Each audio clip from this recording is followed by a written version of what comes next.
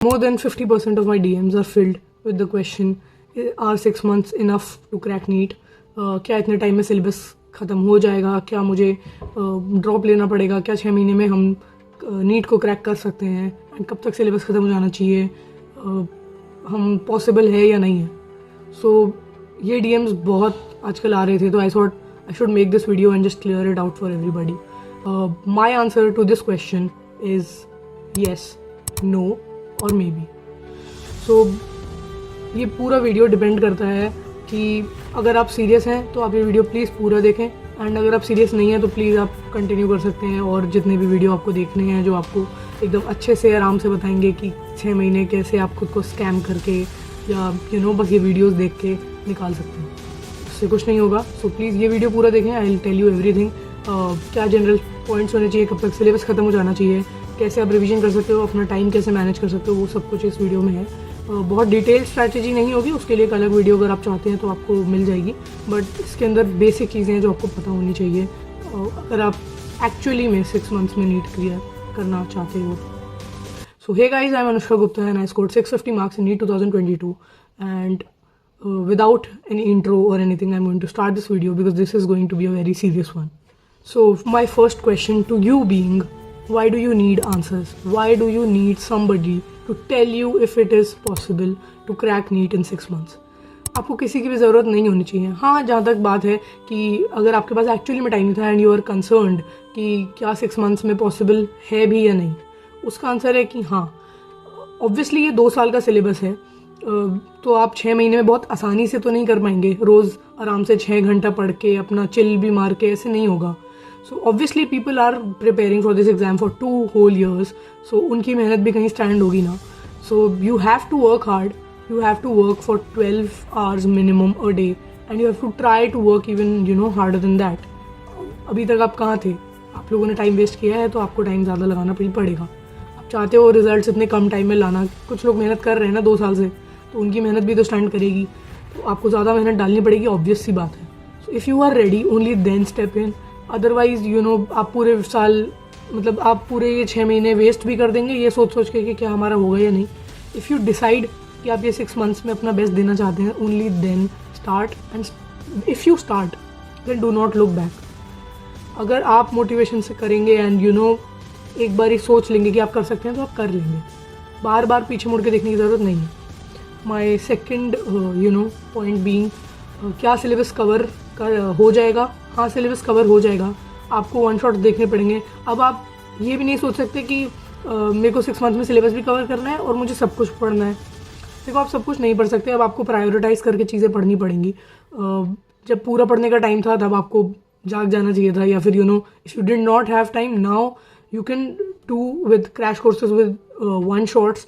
And उनके अंदर भी सफिशिएंट कंटेंट होता है. अगर आपने उतना कंटेंट भी पढ़ लिया तो आप एक डिसेंट स्कोर तो आराम से ले आओगे. And why not give your best for a decent score. अगर नहीं होना होगा तो वैसे भी आपका नहीं होगा ना 6 महीने में. But if you give your best, there is a chance that you can crack NEET. So why not, even if there are like 10% chances or like 1% chance, you should go for it. ज़्यादा से ज़्यादा क्या होगा? आपका नहीं होगा, वो तो आपका अभी भी नहीं होगा अगर आप नहीं पढ़ोगे ना. तो please just go for it and try to give your best. ठीक है. सिलेबस कब तक कवर हो जाना चाहिए? तो सिलेबस आई थिंक आप February अपना टारगेट रखेंगे, तब जाके आपका मार्च तक सिलेबस ख़त्म हो पाएगा. Please keep your target as February and try to complete it as soon as possible. ये नहीं कि आज के दिन मुझे इतना करना था, मेरा हो गया, तो अब थोड़े दिन जो एक्स्ट्रा टाइम बचा है उसको आराम कर लेते हैं. Now you don't have that time कि आप आराम कर लें. You need the last 1.5 or 2 months for giving test, for revising things. बिना रिविजन, बिना टेस्ट के नहीं होगा सिलेक्शन. किसी का नहीं होता, जिसने 2 साल पढ़ा हो चाहे 6 महीने पढ़ा हो. सो प्लीज़ लास्ट के 1.5 महीना या 2 महीना एटलीस्ट रखें for revision and for test. Do not make yourself lazy और प्रोक्रेस्टिनेट थिंग्स. करते रहो. दिन में 12 hours एवरेज रखो एंड मेंटेन करो. आई नो बुरे दिन आते हैं, बीच बीच में दिन आते हैं जिन दिन बिल्कुल पढ़ने का मन नहीं करता, but you have to now. You don't have any other option. And I have seen people who have last 6 months में they have shifted their gears and उनकी पढ़ाई बहुत कम हुई थी एंड ऑलमोस्ट 0 लेवल से, एंड दे हैव रोज. उनने एक डिसेंट स्कोर तो लिया है, इफ़ नॉट 600 700, एक डिसेंट स्कोर, एक 600 की क्लोज 580 का स्कोर तो ला सकते हो आप आराम से, अगर आप बहुत कम स्कोर भी कर रहे हो। अगर आपको बेसिक्स आती है तो आप ज़्यादा भी स्कोर कर सकते हो। जितना ज़्यादा हो सके चीज़ों को किसी से गाइडेंस लेके ही फॉलो करें, बिकॉज 6 मंथ्स के अंदर आप खुद से ट्रायल एंड एरर नहीं कर सकते। अब वो टाइम नहीं है कि आप इसको ट्राई करें। जो चीज़ लोग बता रहे हैं आपको, जो ऑलरेडी एक्सपीरियंस लोग आपको बता रहे हैं, उनको फॉलो करें। एंड टीचर्स, इवन कोई भैया दीदी, कोई एक्चुअली में आपकी हेल्प कर पा रहा है, उसकी वीडियो देखें। मेरी वीडियो देखना चाहते हैं, मेरी वीडियो देखें एंड उन चीज़ों को फॉलो करें। अगर आप चाहते हैं तो I will make a separate video which contains all this 6 months का क्या क्या करना चाहिए, क्या टाइम टेबल होना चाहिए, सब कुछ उसके अंदर। Strategy video, if you want it you can write in the comments. If I see people commenting about it I will make a video. इसके बाद बात आती है टाइम मैनेजमेंट की। सबसे इंपॉर्टेंट पॉइंट पूरी जर्नी में अगर आप अभी करेंगे, so it will be like time management. लोग 6 मंथ से प्रिपेयर कर रहे हैं, चाहे 2 महीने से, लास्ट के जो ये 6 महीने या 4-5 मंथ्स होते हैं, इनके अंदर time management is the most important thing. So time manage करने के लिए मैंने अपने एक प्रीवियस वीडियो में भी बोला था कि टाइम को मैनेज करने के लिए आप ऐसा कर सकते हैं कि जब आप कहीं बाहर हैं, या आप खाना वाना खा रहे हैं, या आप कहीं जस्ट बैठे हैं, आपके पास आपकी बुक्स नहीं है, उस टाइम पे भी आप रिवाइज कैसे कर सकते हैं? Through your phone. I think everybody has a phone these days, and one app that I used myself and I would like to recommend it. And this is not just a promotion, this is something that is actually beneficial and you can try it for yourself and see. So this app is called Memoneat and it is going to be very beneficial. बहुत बच्चे मुझसे पूछ रहे थे कि assertion reason question and multiple statement questions कहाँ से करें। इस ऐप के अंदर 3000 plus assertion reason and multiple statement questions हैं जो बिल्कुल नीट 2022 के पैटर्न पे बेस्ड थे। इसके अलावा इसके अंदर 30,000 क्वेश्चंस हैं जो कि एक बहुत ही स्पेशल रिवीजन एल्गोरिथम के साथ आते हैं। There is a revision strategy called 1357 rule which is scientifically proven. ये ऐप उसी की तरह फर्स्ट डे क्वेश्चन करने के बाद 3rd डे 7th डे ऐसे करके रिपीट करता है क्वेश्चंस को, एंड इसके थ्रू आपका रिवीजन एकदम रेगुलर इंटरवल्स पे होता रहेगा। इसके अलावा formula based questions and named reaction based questions भी इसके अंदर है। केमिस्ट्री में, फिजिकल केमिस्ट्री के अंदर formula questions and named reaction questions for organic chemistry इसके अंदर हैं, जो 3 टाइप्स ऑफ क्वेश्चन के फॉर्म में आपको मिलते हैं। First being flash card based questions, जिसके अंदर आप क्वेश्चंस को रीड कर सकते हैं एंड उनको मेमोराइज भी कर सकते हैं, नेम्ड रिएक्शंस को भी डायरेक्टली मेमोराइज कर सकते हैं। इसके बाद आते हैं मैच द एलिमेंट्स क्वेश्चन, जिसके अंदर आप क्वेश्चंस या फॉर्मूलाज को डायरेक्टली मैच करके भी याद रख सकते हैं, and it is a fun way to study.